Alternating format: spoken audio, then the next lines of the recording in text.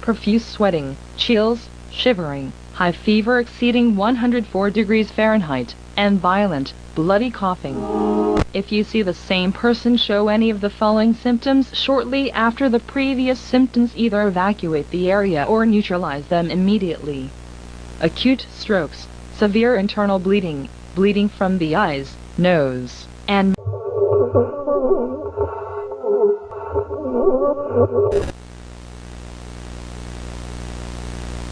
they will attack and kill you.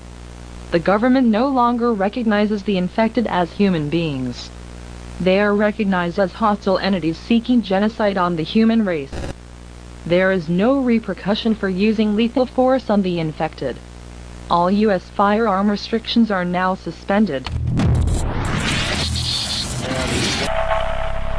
All citizens aged 13 and older are permitted to carry and use any